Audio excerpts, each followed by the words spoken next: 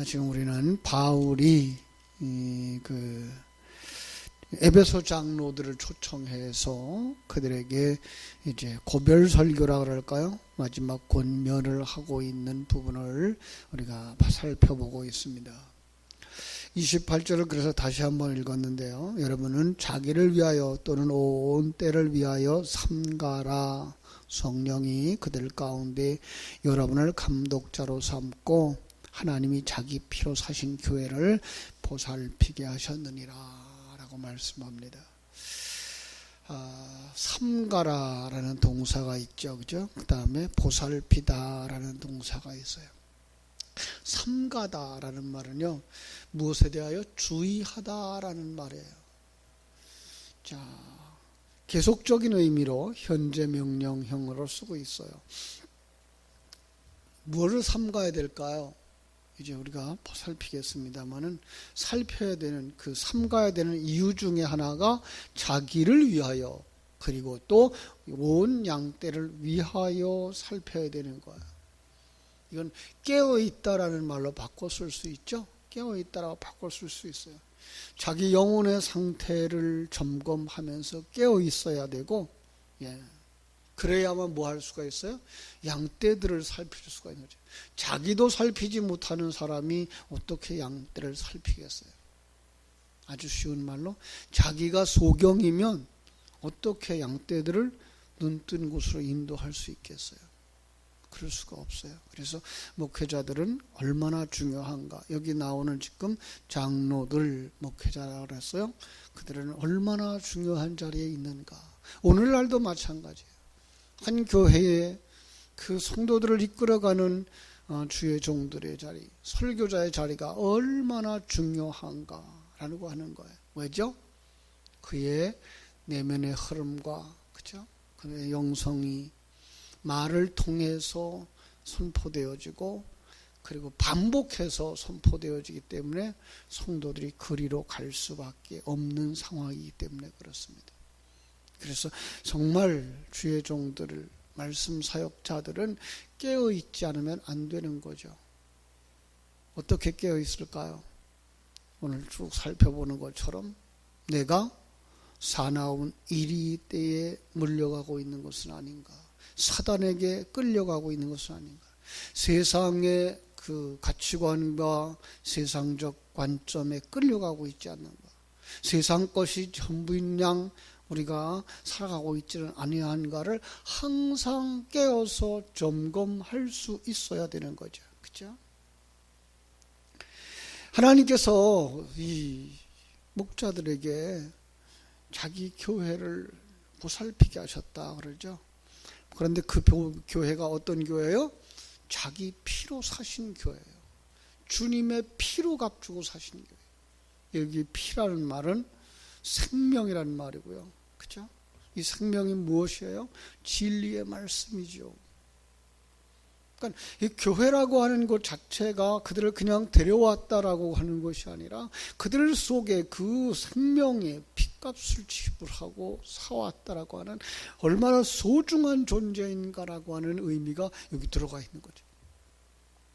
정말 성도 한 사람 한 사람이 얼마나 소중한 사람들인데 그들을 사단이 물어가도록 내버려둬서는 안 된다는 거죠. 그들을 세상적 가치관에 끌려가도록 내버려둬서는 안 된다는 거죠. 그들을 하나님의 사람으로 굳게 세워야 할 책임과 의무가 당신들에게 있으니까, 말씀 가르치는 자들에게 있으니까 당신들은 항상 깨어있으라고 바울 사도는 간곡하게 부탁하고 있는 것을 볼 수가 있습니다. 그렇죠? 그래서 목회자, 성경적인 장로의 직무는 뭐예요? 목양하고 돌아보는 거예요. 정해진 구역 식구들을 돌아보고 가르치고 권면하고 세워주고, 그렇죠? 그래서 그들로 하여금 말씀 가운데 거할 수 있게 해주시고 은혜 가운데 거할 수 있게 해주셔야 되죠. 평강 가운데 거할 수 있도록 해줘야 되죠. 정말 우리는 힘든 일들이죠. 사역자들의 일은 정말 힘든 일이에요. 세상은 자꾸만 보여주는 걸 가지고 유혹하잖아요. 보여주는 것 가지고. 그 가장 대표적인 게 지금 텔레비전이잖아요. 컴퓨터잖아요. 텔레비전이 우리로 하면 성경의 눈으로부터 우리의 눈을 뺏어가요. 마음으로부터, 그죠? 성경을 그 마음에 새기고 살아가야 되는데 성경의 내용들을 되새길 시간을 안 줘요. 텔레비전 앞에 앉아 있기 시작하면 한없이 텔레비전에 빠져들게 만드는 것이 이 영상 문화잖아요. 그래서 우리가 정말 오늘 이 바울 사도의 말씀은 그 시대뿐만 아니라 오늘 이 시대에 우리가 더 깊이 묵상해야 할 이유 중에 하나죠. 이렇게 살아도 되겠나? 이 시간에 사단이 역사하고 있는 건 아닌가? 예. 세상적인 가치관으로 우리를 끌려가고 있는 현실은 아닌가? 내가 깨어있지 못하면 하나님이 내게 맡겨주신 교회, 내게 맡겨주신 영혼들이 사단에게 물려가고 세상적 가치관에 물려가고 경쟁 구조에 빠져가고 비교하는으로 말미암아 남보다 못 가졌다고 한탄하고 남보다 조금 더 가졌다고 교만하고 하나님이 주신 그 평안함을 누리지 못하게 만드는 이 사단의 역사 속에서 우리는 참말 깨어있는가? 이러면 안 되지라고 생각하고 말씀 가운데로 가는가? 기도 속으로 가고 있는가? 우리 살펴야 될 것이죠. 그죠? 그러지 않으면 어떻게 한다고요? 내가 떠난 후에 사나운 이리가 여러분에게 와서 그 양떼를 아끼지 아니한다. 또 여러분 중에서도 제자들이 일어나서, 그죠?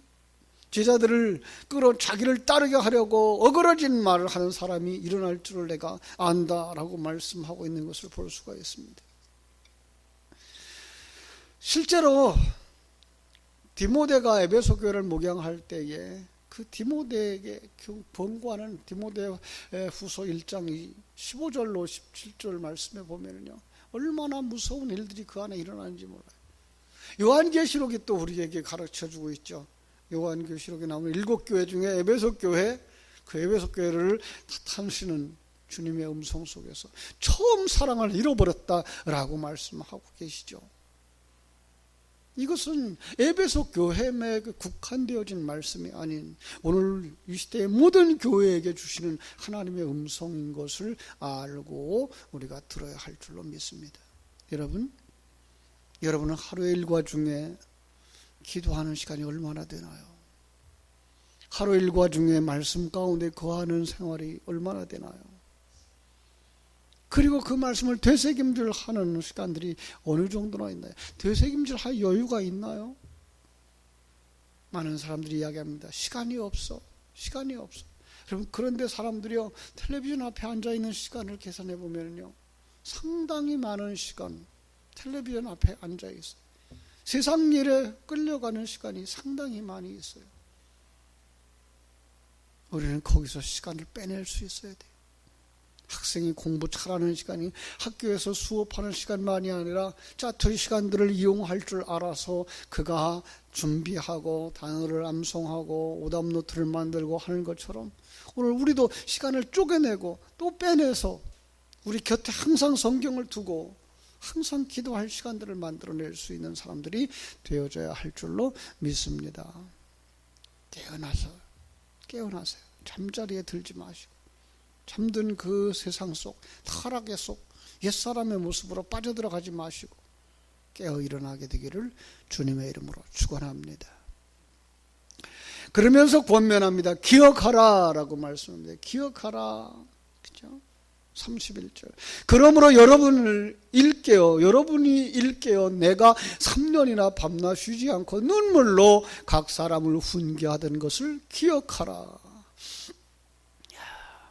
어떤 삶이에요? 진리의 말씀의 삶이죠. 진리의 말씀의 삶을 살아가려고 내가 3년 동안이나 권고하지 않았느냐라는 이야기를 하고 있는 거예요. 바울 사도는 그들에게 3년 동안 부지런히 말씀을 가르쳤어요. 깨어 있으라고, 말씀 붙잡고 살라고, 하나님 중심의 삶을 살라고. 하나님이 당신과 함께하고 있는 것을 기억하며 감지하며 그 하나님이 주시는 말씀 거기에 민감하게 순종하며 살라고 말씀을 가르쳤던 것을 기억하라 라고 말씀하고 있습니다. 3년 동안 너에게 보여준 것이 무엇이었는지 네가 알지 않느냐? 나는 이제 다시 한번 여러분들을 주님께 부탁하며 그의 은혜의 말씀에 부탁한다 라고 말씀하고 있습니다. 이 바울 사도는 정말 그동안에 정말 거룩한 삶을 그들에게 보여주었어요. 바른 삶이 무엇인지, 하나님의 은혜 받은 자의 삶이 무엇인지 그들에게 보여주었죠.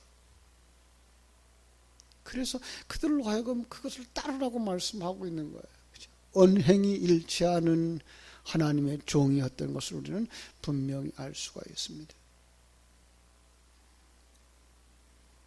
나의 삶을 보지 않았느냐라고 말할 수 있는 부모, 선생님, 목회자, 그렇게 될 수 있어야 되겠죠. 그죠? 나는 어떻게 했다고요? 자, 32절 다시 한번 볼게요. 지금 내가 여러분을 주와 및 그 은혜의 말씀에 부탁하노니 그 말씀이 여러분을 능히 든든히 세우사 거룩하게 하심을 입은 모든 자 가운데 기업이 있게 하시리라. 주님이 은혜의 말씀이 여러분을 거룩하게 만들고, 거룩하게 만드는 그 결과가 뭐예요? 하늘나라를 유업으로 받을 수 있게 하는 것이다 라고 말씀하고 있는 거예요. 여러분, 우리의 신앙생활의 목표가 뭐예요? 아버지의 나라에 가는 거예요. 아버지의 나라에 가서 아버지의 나라를 내 것으로 삼아 살 수 있는 사람이 되는 거예요. 그걸 갖다가 아들이란 말로 말하고 있는 거죠. 우리의 소망 이 세상에 있지 않아요. 여러분, 우리가 이렇게 편안할 때, 물질을 가졌을 때 우리의 관심이 이 세상 것에 국한되어져 버리면요, 전쟁이 일어날 때 우리는 실망할 수밖에 없죠. 그렇죠? 위기의 상황에 이르렀을 때 우리는 신앙을 버릴 수밖에 없어요. 그러나 이 세상의 환경들은 우리를 하나님의 사람으로 만들어가는 과정일 뿐이라고 하는 사실을 분명하게 깨달아 한다면, 이 세상에 많은 걸 가졌든지 가지지 못했든지, 평안의 때든지 전쟁의 때든지, 자유를 누리며 살 때든지 아니면 식민지가 되었을 때든지 관계하지 않아요. 우리는 우리의 신앙, 내게 주신 신앙이 얼마나 소중한지 알고 그 생명 붙잡고 천국의 사람으로 완성될 것을 소망하면서 나갈 수 있는 사람이 되겠죠. 그때에 우리는 얼마나 생명 가진 사람들인가, 하나님의 생명에 사로잡힌 사람들인가가 보여지는 거죠. 그게 다니엘서에 나왔던 다니엘과 그 다니엘의 세 친구의 모습이기도 하고요. 그죠? 성경 속에 나오는 선지자들의 모습이기도 하고요. 그때에 충성스럽게 주를 따랐던 주의 종들의, 주의 백성들의 모습이기도 한 거죠. 그때 누구에게 사로잡혀 있어야 돼요? 은혜의 말씀에 사로잡힐 수 있는 사람들이 되라고 바울 사도는 에베소 교회 장로들에게 요구하고 있는 거예요. 나도 그렇게 살았다. 나도 지금도 그렇게 산다. 그래서 나는 세상 것에 연연하지 않지 않느냐 보라라고 말씀하고 있어요. 33절. 내가 아무의 은이나 금이나 의복을 탐하지 아니하였고 여러분이 아는 바와 같이 이 손으로 나와 내 동행이 쓰는 것을 충당해서 범사에 여러분에게 모범을 보였어. 그죠? 여기서 우리는 참 주의 종들은 이렇게 살아야 된다라고 생각하시면 안 돼요. 마땅히 교회가 목회자의 생활하는 모든 비용을 부담하는 것이 당연하거니와 지금 여기는 개척전도예요. 그들에게 있어서는 전혀 관심들이 물질을 두지 않도록 하기 위해서 나도 거기에 물질을 두지 않았다라는 거죠. 참 사람들의 눈은 교회 안에 들어와 있어도 여전히 물질에 국한되어져 있죠. 그래서 하나님의 은혜로 교회가 운영되어져 가고 있지만, 그러나 그럼에도 불구하고 사람들의 생각은 물질, 보이는 것.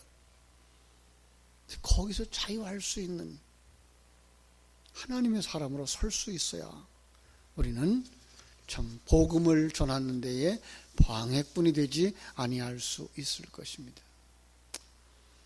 참 참 세상 그 사단은요 그렇게 역사를 하더라고요.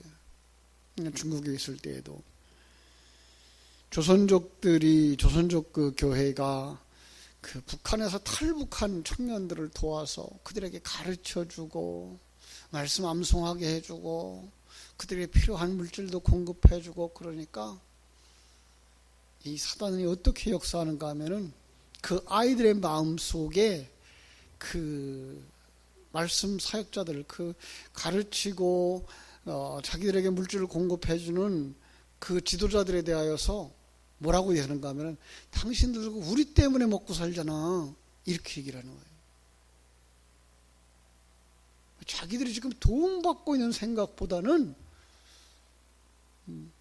그 도움에 통로되어지는 그 교회 지도자들을 물질에 얽매인 사람으로 보는 거죠. 여러분 이게가 세상이에요. 이게 사단이에요. 사단은 그래서 바울 사도는 거기에 얽매이지 아니하려고 자기 생활에 필요한 모든 것들을 자기 손으로 직접 해결했다. 그래서 중국에 있을 때 저는 학생들을 가르치면서 당신들이 하는 일을 계속해라. 그리고 그 일이 삶의 근거가 되어지고 생활의 터전이 되어지도록 해라. 그리고 당신 아래 정말 성도들의 숫자가 당신의 생활비를 충분히 공급하고도 그 장소를 움직여 나갈 수 있을 정도가 될 때까지 그들의 손을 빌리지 마라. 그리고 그들이 그것을 제공할 테니까 이제 일하는 거 그만두고 우리를 돌봐달라고 요청할 때까지 그냥 가라라고 얘기를 했어요. 얼마나 중요한 건지 몰라요. 사람들은 참으로 물질에 약하고 물질에 시험드는 것이 너무나 많아요. 물질이 많아서 시험드는 교회들도 있습니다만은 물질이 없어서 시험드는 교회들도 더 많은 것을 우리는 보게 됩니다. 바울 사도는 그때에 요즘 말로 투잡을 했죠. 말씀을 전하는 일과 함께 그는 생활에 필요한 모든 것들을 자기 스스로 해결할 수 있는 사람이었던 것을 볼 수가 있습니다. 그것이 옳다고 모든 목사들이 그렇게 살아야 된다고 하는 말은 아닙니다. 그러나 최소한 우리 교회 안에서 목회자의 물질 때문에 목회자가 관련되어진 물질 때문에 시험 들게 하지는 말아야 된다라고 생각을 합니다. 자, 이제 그들이 정말 한자리에 다시 모였습니다. 그래서 뭐라고 말합니까? 35절 범사에 여러분에게 모범을 보여준 바와 같이 나는 수고하여 약한 사람들을 돕고 또 주 예수께서 친히 말씀하신 바 주는 것이 받는 것보다 복이 있다 하심을 기억하여야 할지니라. 예, 물질적인 것 역시 마찬가지입니다. 그러나 더 중요한 것 뭐라고요? 줄 것이 있는 영의 양식을 가진 자가 복이 있다는 거죠. 그렇습니다. 오늘 우리가 가져야 되는 것은 정말 줄 것이 있는 영의 양식을 가진 자들이 복이 있는 자들이에요. 우리 주일학교 선생님들, 구역장님들, 바로 그 다음 어린아이들에게 구역 식구에게 줄 것이 있을 때 그것이 정말 복 있는 사람이 된 거죠. 복의 통로가 되는 거죠. 아브라함에게 이야기했던 복이 되리라, 복의 근원이 되리라 이런 말씀이죠. 물질도 나눠줄 수 있으면 더 좋겠습니다만은 세상은 물질을 나눠주지 않아도 될 사람들이 너무 많기 때문에 오늘 그들에게도 줄 수 있는 것은 뭐밖에 없어요? 복음밖에 없습니다. 그들에게도 줄 수 있는 것, 장관에게도 줄 수 있고 국회의원에게도 줄 수 있고 대통령에게도 줄 수 있는 것, 가난한 자나 부한 자나 빈부귀천을 막론하고 그들에게 줄 수 있는 것, 그걸 가진 사람이 복이 있는데 이 새벽을 깨우는 여러분들이 그걸 가진 자가 되어줘서 정말 복 있는 자가 되어지기를 주님의 이름으로 축복합니다. 그들은 이제 다시 만날 수 없다는 이 바울 사도의 이야기를 듣고 정말 눈물을 흘리면서 그 헤어지는 모습을 보게 됩니다. 우리가 어떤 일이 있어서 헤어지게 될 때 정말 눈물을 흘리면서 헤어질 수 있는 사람들일까? 우리의 관계가 다시 한번 그렇게 아름답고 복 있는 관계들이 되어져서 한 형제였어, 한 가족이었어, 그럴 수 있는 믿음의 한 형제들 되어지기를 주님의 이름으로 축복합니다. 기도하겠습니다. 아버지 우리 하나님,